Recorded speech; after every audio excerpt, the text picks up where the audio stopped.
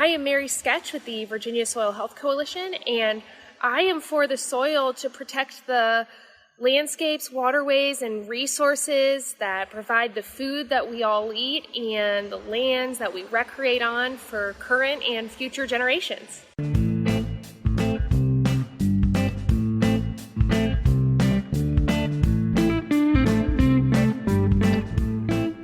Thank you for tuning in for this edition of For the Soil, a Conversation.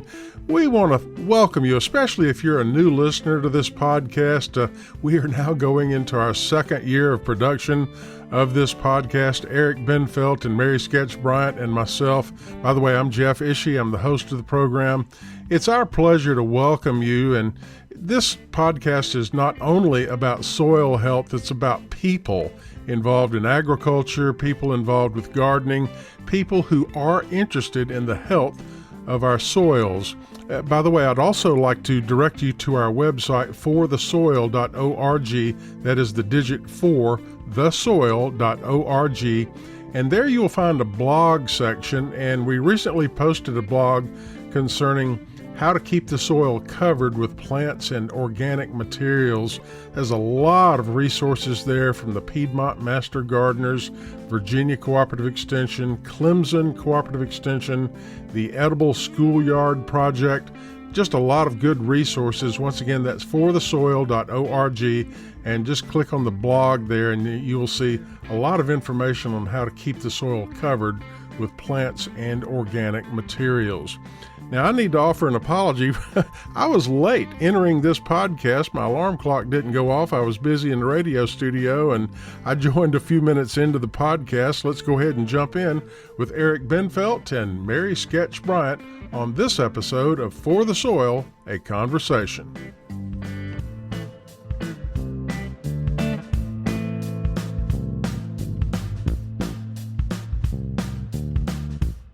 Mary and I are very pleased to have Brian Downing here from Crooked Row Farm in Asheboro, North Carolina. And for myself, the way I was introduced to Brian, I happened to be reading a book by Gabe Brown, Dirt to Soil.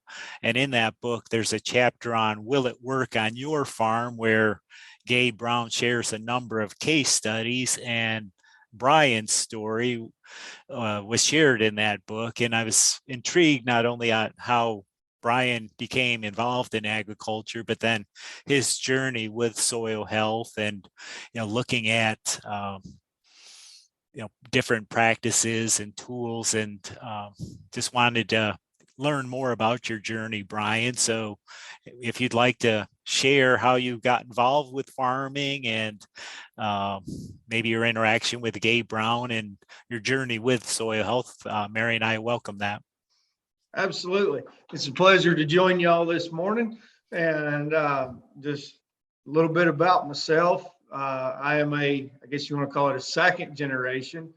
My grandmother and grandfather had a farm. My little introduction to agriculture. In high school, I got bored. I had my driver's license and I started mowing grass. Well, it saved me up a little bit of money, and I'd like to buy some cattle. So I went out and bought a couple calves from a friend of mine, and that was the beginning of my demise in the cattle business. I've been enamored with cattle ever since, and agriculture in general for that matter. Just the desire to see things grow and come to fruition through hard work is really what drives me personally. You see that cow, you raise the cow, she has a calf, she raises the calf, and then you hope to make a little profit at the end. It's not about the money. It beats the corporate hustle and bustle in a wholesome way. After I was tinkering with cattle, I introduced poultry and pork into my operation.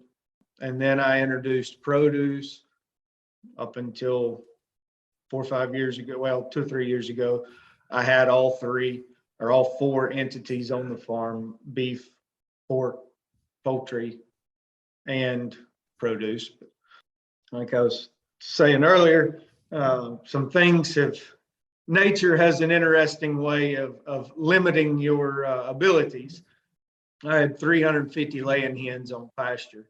And one day I started noticing some odd behavior in those birds. And I sat there and looked at them for a minute, realized that there was a pair of bald eagles that were feasting themselves on the poultry flock. So I was out of the chicken business in a couple weeks.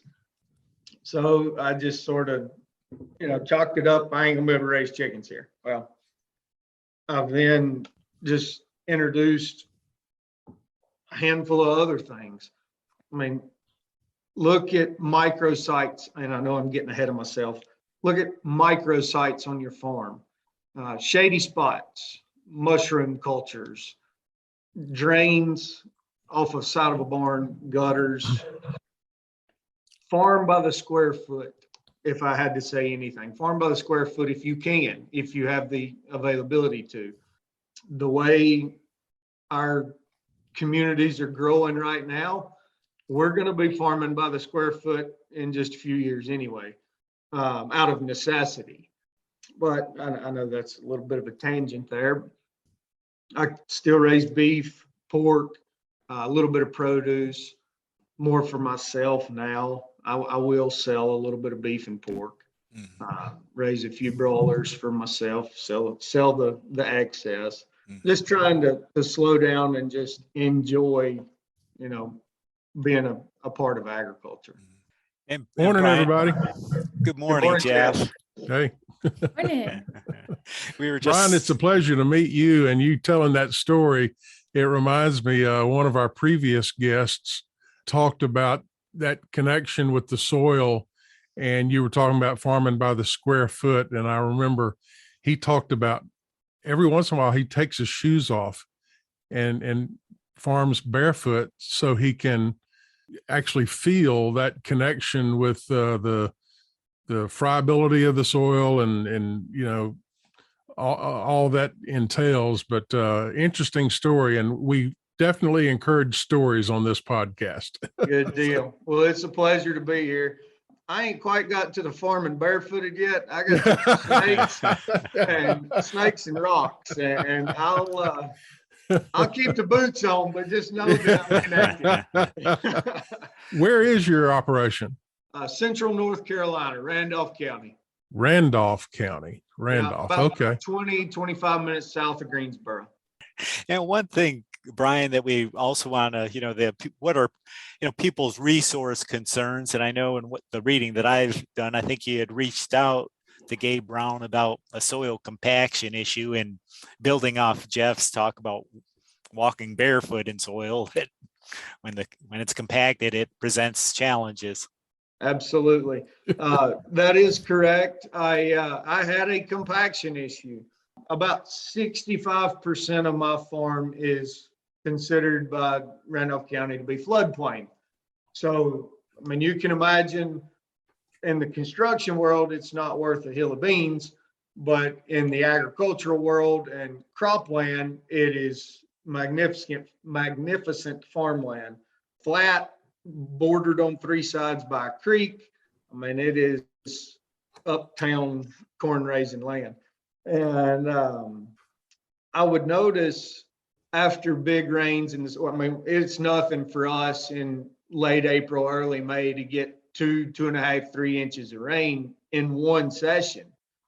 And that can pose issues when you go to check your cows and there are fish swimming around in your pasture because the creek got out of bank. But the water would hang around longer than I wanted. I'd have mud holes 2-3 weeks after that rain event.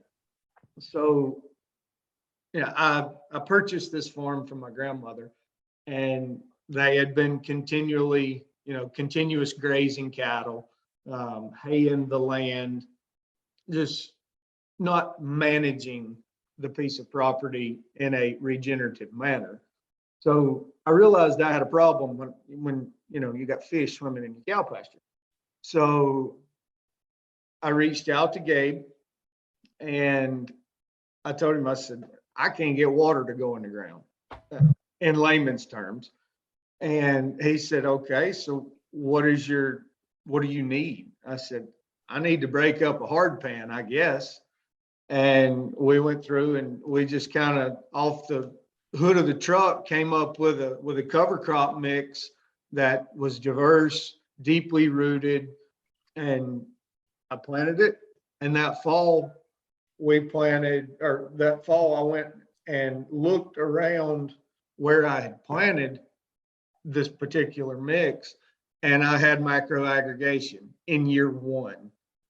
And that sold me right there, because I knew right then, if what a man in North Dakota was telling me worked in North Dakota, it would work in North Carolina. I've got 120 more growing days per year. I can create soil health and regenerate soils much faster than he can. And I'm saying Gabe, just through the ability to diversify and keep a living root in the soil much longer through the growing season. So that was my start. I went off the deep end from there. I've planted, I know in another presentation, I said 5 to 7 species blends. I've went 15, 18, 20, whatever I could go to southern states and get, I'd throw in the drill.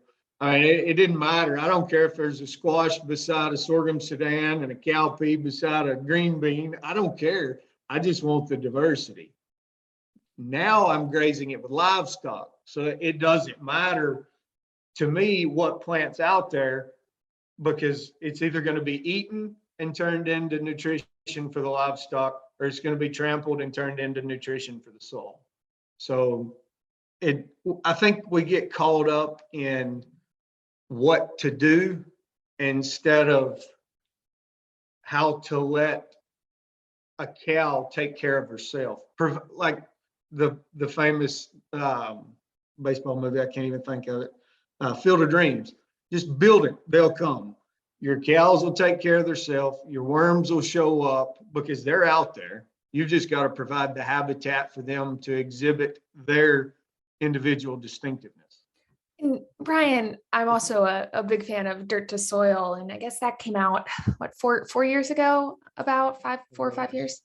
Yeah, at least. Okay. So would be interested in how you've continued to experiment and build your soils over that time. You saw, it sounds like pretty rapid improvement in the first couple of years, but what it's been like since then. Okay, I'm going to preface that with another statement or scenario, so to speak. Think of soil ecology like your checking account. We, as a society, our currency is dollars and cents. The currency for ecology is carbon. That is the key. So if you can introduce a new carbon source, you're going to excite this new microeconomy over here, maybe by the wood line. And then you introduce a new form of livestock, and you may excite another microeconomy. That being said, I don't think you can make a mistake when it comes to applying the soil health principles. I don't think you can plant a too diverse mix. I have planted 18 to 20 species mixes, like I was saying earlier. I don't care what's out there. If it's a briar, maybe the goats will eat it. I don't know. But we're going to try it. I still kind of stick with for the animal performance side, I still try to stick with a sorghum Sudan base in the summer, winter wheat, triticale, barley, rye mix or base for the winter or cool season, intermingled various legumes, brassicas, broadleafs, warm season, cool season. Try to keep a base, but then diversify within that base is what I personally try to do. Just to see, do I get a better stimulus from this mix, and record keeping is another important thing. I'm not the greatest record keeper. I try to, cubby hole a lot of stuff in my head. Not that I'm being secretive. It's just easier to, stick it up here than write it down. But I truly feel like record keeping is a way that you can track past performance and extrapolate future performance in terms of, if this done this, can this do this, or will that do this? And it can build a framework to drive your own personal soil health journey.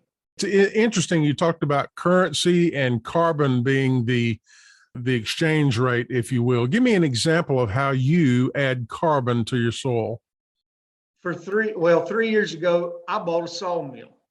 I thought, well, the way I looked at it, all my friends are, 55, 60, even 70 years old. They all worked at a sawmill, if at least in my area. If you look back to the people or that generation that worked in the sawmill, they're fairly affluent. So I said, well, if it worked in the, 60s and 70s or 50s, 60s and 70s, why wouldn't it work now? So I went and bought a sawmill, and it held true. The standard held true. It was a very good deal for me. But the byproduct of the sawmill business is a carbon dense source, or a source of carbon density, wood. With that waste product, I would basically build a bedding pack in a little old rundown shed. And I don't know, Joel Salatin, the figurator aspect, I've basically done that, which is build a bedding pack, impregnate it with corn, continue to build with wood chips, keep adding corn. And then in the spring, when the cows go out to, adaptively graze the fresh new grass in the pasture, you put your hogs in to rummage through the corn or the bedding pack, seek out the corn, aerate the bedding pack, and create this wonderful carbon dense compost and spread it on your fields. And that's one way. These covers, if you have it all goes back to your resource concern. If you're looking for peak animal performance, you're not going to let sorghum Sudan grass get 14 feet tall. But if you're looking for carbon, or if you're looking to increase your armor on the soil profile, on the soil surface, let it get to maturity and then graze it, because you're going to have much more biomass above ground. The livestock are naturally going to eat less, so they leave more, which increases your armor, therefore increasing your savings account, so to speak, of carbon density on the soil surface. And that's just one or two, rather, opportunities. And unfortunately, that is all the time we have for this episode of For the Soil, a Conversation.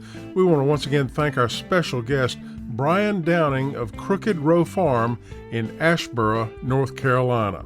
For the Soil, a Conversation is made possible with funding support from the National Fish and Wildlife Foundation and the Agua Fund.